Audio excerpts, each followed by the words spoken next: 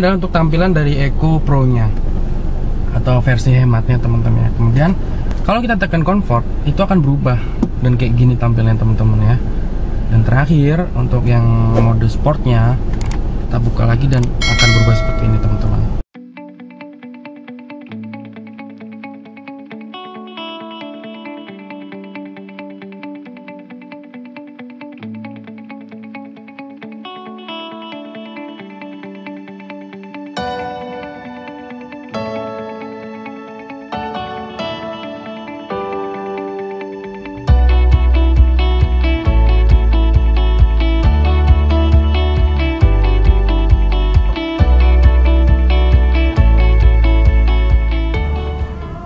Hai guys, balik lagi sama channel Sigit Heranto.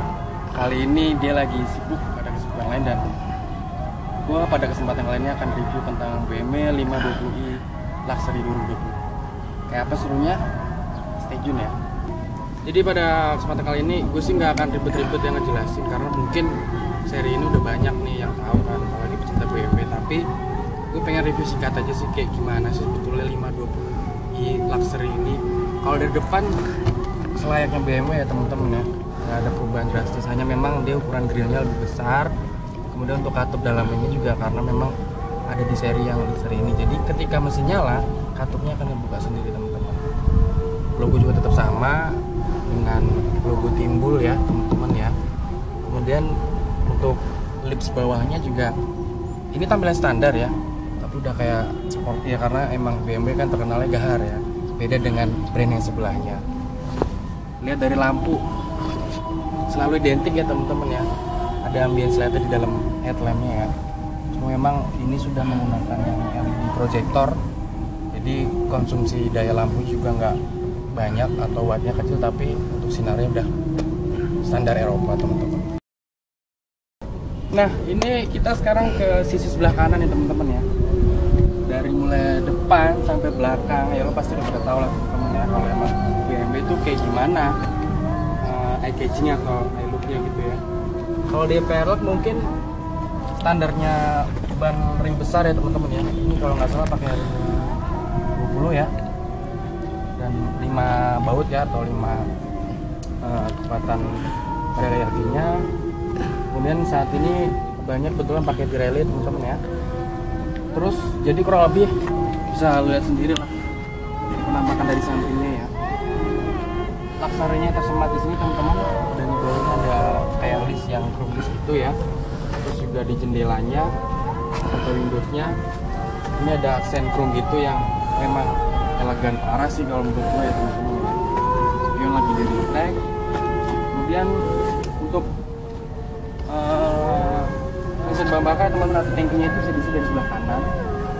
Dari penampakan dari atas juga untuk antena sudah pakai. Nah teman-teman, sekarang kita ke review, coba lihat bagian belakang ya.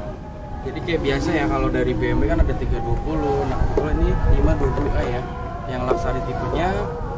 Kayak biasa sih, kalau belakang nggak terlalu banyak yang menarik diulik ya, karena simple ya, karena emang identiknya BMW itu power besar, bodi elegan ya kan, cocok untuk anak muda. Kalau dari segi lampu sendiri standar teman-teman ya, hanya memang ini sudah pakai LED. Kemudian untuk sama dengan halnya di headlamp yang depan ya, cuman memang dia belum yang ada kayak running sign atau selebihnya. Kemudian untuk muffler sendiri ya, kesan sportinya itu tetap ada ya karena double muffler. Gak lupa juga garnish chrome-nya itu tetap disematkan di belakang ya, selain ada di kanan kiri dan juga grill depan. Sekarang kita coba lihat sebesar apa sih bagian sendiri ya kan. Nah, selain mobil Eropa teman-teman ya, satu yang kurang dari mobil Eropa adalah tidak ada ban serepnya. Beda dengan mobil dari tetangga yang berlogo bendera bulat merah dan putih ya teman-teman. Bagasinya cukup luas teman-teman ya. Di sini ada apa aja selain lampu juga ya, bantu penerangan untuk malam hari. Kemudian di sini ada ruangan untuk tool setnya ya saat emergency atau mungkin ban bocor teman-teman. Di balik kanan kiri juga ada kayak semacam sematan dan juga jaring halus ya teman-teman ya. Di kanan juga ada ini untuk toolbox sih, lebih tepatnya ke toolbox sih. Memang beda dari yang kiri karena kanan ini kondisinya nggak ada tutupnya teman-teman. Triangle safety atau segitiga pengaman. Kemudian di sini juga ada lock sistemnya teman-teman. Jadi ketika buka, ketika teman-teman tekan itu langsung otomatis akan terkunci dan dijamin aman. Khawatirnya kan juga setelah buka bagasi tutup lupa mengunci. Nah, BMW itu kayak gimana sih kuncinya itu? Nah, kuncinya itu udah mengadopsi atau memang sudah menerapkan smart key atau keyless lah, atau mungkin istilah sulitnya itu bisa dibilang immobilizer ya. Jadi mobil ini akan bisa menyala mesinnya dengan sensor yang ada di atau terkonek di dalam remote ini. Nah, jadi kurang lebih bentuk remote kayak gini teman-teman ya. Di atas ada unlock, ada lock dengan logo BMW-nya sendiri atau BMW ya. Kemudian ada ketika parkir dan mau masuk ke mobil untuk akses bagasi ada ini, dan ini ada tombol ajaib. Buat apa sih fungsinya? Kita lihat bareng-bareng teman-teman. Nah, jadi ini ada tombol bantuan ya. Ketika teman-teman lagi parkir lupa mobil di mana, bisa dilihat. Karena ketika kita tekan ini lampunya akan menyala.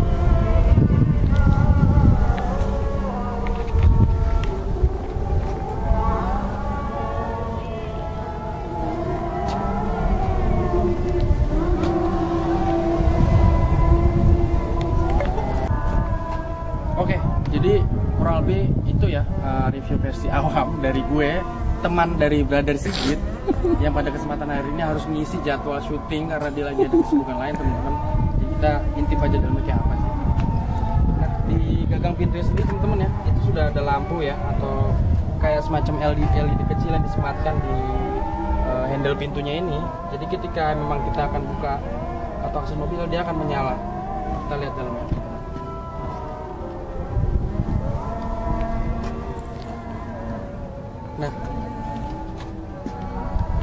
Nah, interior sendiri teman-teman ya, di sini sudah soft touch semua ya teman-teman ya. Yang untuk aksen mewahnya itu adalah di sini, bagian ini aja teman-teman ya. Yang lain itu adalah soft touch semua. Di gagang pintu itu ada apa aja sih? Kalau ini kan udah jelas ya, untuk lock pintu. Kemudian di akses sebelah kanannya ada analog untuk retract spionnya atau kaca spion. Kemudian ada memori pengaturan seatnya. Ini ada power auto window semua ya, dan satu sih yang rada beda daripada mobil umumnya, selain lock kaca ini ada untuk yang tirai di kaca belakang. Jadi kurang lebih kayak gini intipan dalamnya. Oke, lanjut teman-teman ya. Kalau tadi kita udah ngomongin bagian interior yang di pintu ya, sekarang kita lihat, coba tengokin bangku pilotnya teman-teman ya, tempat kita mengendarai. Dari segi bangku ya, mungkin dari sini udah kelihatan ya, selain ada disematkan Laksari yang terkesan mewah ini karena rada menyala teman-teman ya. Dari joknya sendiri sudah elektrik semua ya.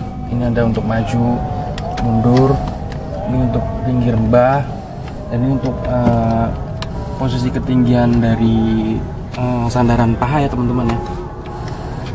Kemudian dari di sini juga udah lihat ya. Coba gua masuk dulu. Jadi kurang lebih seperti ini posisi duduknya teman-teman ya. Di sini ada kontrol untuk lampu, kemudian ada untuk sensor parking, berbunyi dan tidaknya. Terus ada untuk pengaturan tinggi rendahnya lampu, dan ini untuk mengaktifkan fog lamp ya, atau lampu perbantuan ketika ada kabut. Nah, selanjutnya nggak seru kalau kita nggak nyalain teman-teman. Kita nyalakan dulu mesinnya.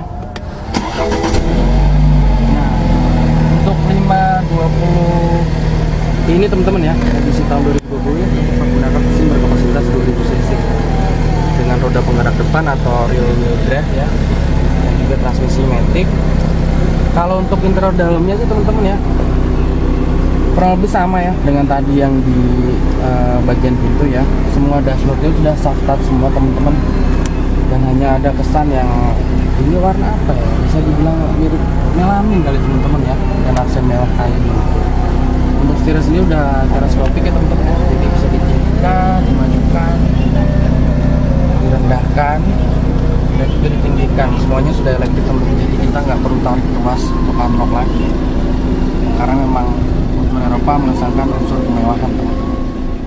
Nah teman-teman ya, sekarang kita coba lihat ya, ada di sini ada layar dari head unitnya teman-teman ya, atau lebih ke entertain sih.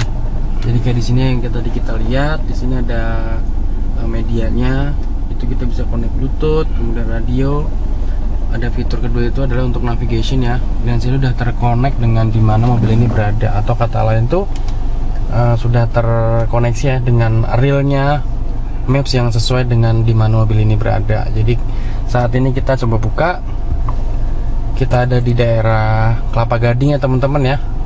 Jadi kita ada di Jakarta Utara dan sini sudah semuanya tertera ya teman-teman ya. Jadi nggak perlu lagi kalian berkendara mengandalkan bantuan GPS atau maps yang dari handphone teman-teman semua. Coba kita lihat lagi, ada apa lagi selain itu ya. Ini ada menu communication teman-teman.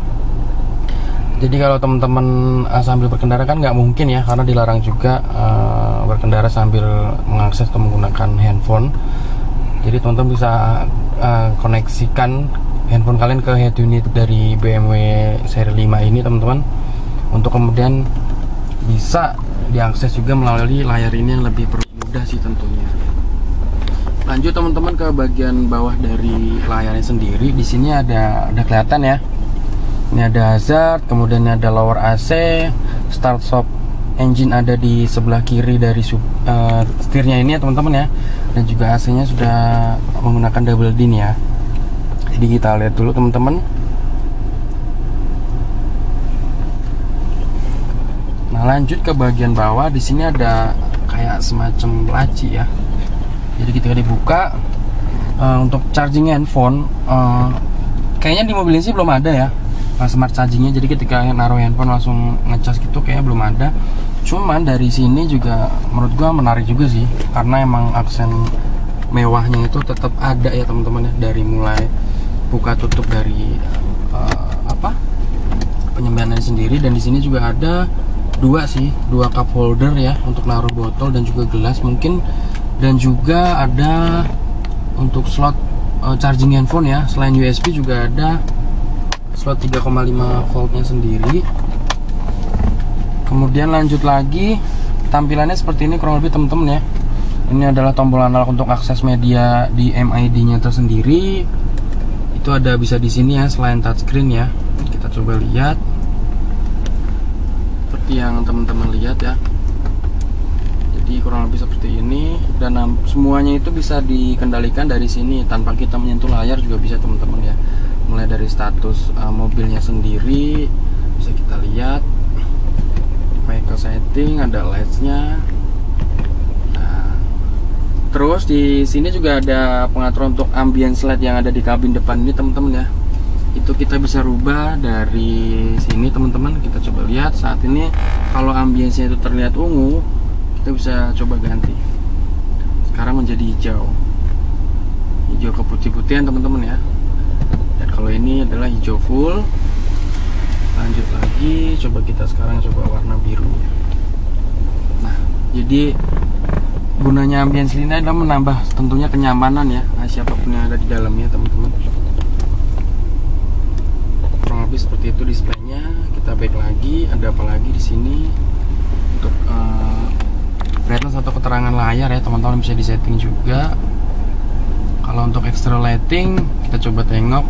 Di sini ada daytime driving lights-nya bisa kita setting di sini. Kemudian yang lain-lain ada tinggi rendahnya lampu juga mungkin kita bisa setting dari sini teman-teman ya.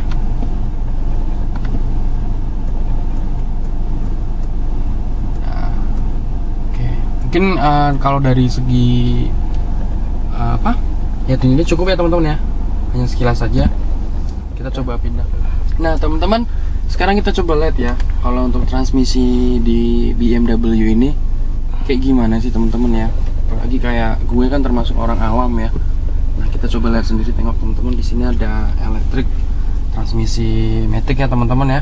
Jadi bedanya itu dia nggak perlu lagi menggunakan tuas statis ya, atau mekanis yang harus pakai sedikit tenaga. Kalau ini kan lebih kayak cuman disentuh aja teman-teman ya. Saat ini kita lihat sendiri teman-teman ya. Ini ada beberapa tipe sih pilihan transmisinya sendiri. Ini kita sekarang ada di posisi parkir teman-teman ya. Bisa dilihat sendiri yang menyala itu indikator P-nya. Kemudian untuk unlocknya ini di sini sih ada tombol ya. Jadi kurang lebih begini teman-teman cara memainkannya. Kita coba netralkan. Nah ini kita ada di posisi netral. Kalau kita mau mundur, kita bisa beralih tuasnya itu ke atas lagi atau didorong ke depan dengan menekan ini kembali. Karena ini ada sebagai tombol unlocknya. Sekarang kita berasa posisi mundur, bisa dilihat ya. Ada 360 kameranya, di AM ini juga tertera ketika setir berbelok pun dia juga akan ikut berbelok, teman-teman. Nah, itu adalah satu keunggulan dari mobil-mobil Eropa mungkin ya, teman-teman ya. Lanjut lagi, kita posisi ada di posisi netral kan. Sekarang kita ada di drive. Ya, dengan kamera 360 yang tadi gue bilang, teman-teman ya. Nah, kita sekarang beralih ke posisi parkir kembali, dan jangan lupa selalu tarik handbrake-nya. Handbrake-nya juga sudah elektrik, teman-teman ya. Bisa dilihat ya, di sini juga ada tombol atau fitur auto hold. Nah, ini sangat berguna banget nih ketika teman-teman semua ada di kemacetan. Karena ketika transmisi ada di drive, kalian bisa tekan ini dan akan mengunci otomatis tanpa teman-teman nahan dari remnya tersebut. Oke. Ya, jadi teman-teman ya, kalau tadi kita udah ngomongin setirnya dan juga beberapa fitur di sebelah kiri. Nah, sekarang kita lihat ada speedometer ya, teman-teman. Jadi yang mungkin menurut gua keren itu adalah tampilan speedometer ya, teman-teman ya. Jadi mobil ini untuk berkendara itu ada 3 speed ya. Yang pertama itu ada Eco Pro dengan tampilan sedemikian rupa ya. Yang kedua ada Comfort, yang ketiga ada Sport. Nah, bagusnya atau uniknya teman-teman ya, semua ini sudah menggunakan itu ya, teknologi layar ya. Tidak ada lagi jarum analog ya, teman-teman ya. Dari mulai apapun itu. Ini adalah untuk tampilan dari Eco Pro nya atau versi hematnya, teman-teman ya. Kemudian kalau kita tekan Comfort, itu akan berubah dan kayak gini tampilannya, teman-teman ya. Dan terakhir untuk yang mode sportnya, kita buka lagi dan akan berubah seperti ini, teman-teman.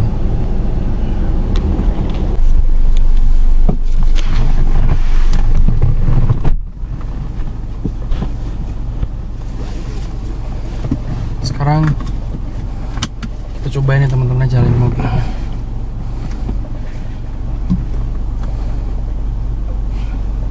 Oke, kita coba jalankan lagi. Release handbrake.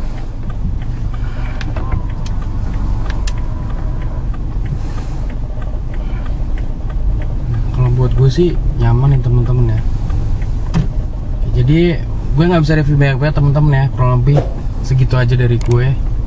Jangan lupa di subscribe ya YouTube-nya Sigit Iraanto, karena subscribe itu gratis, nggak disuruh bayar.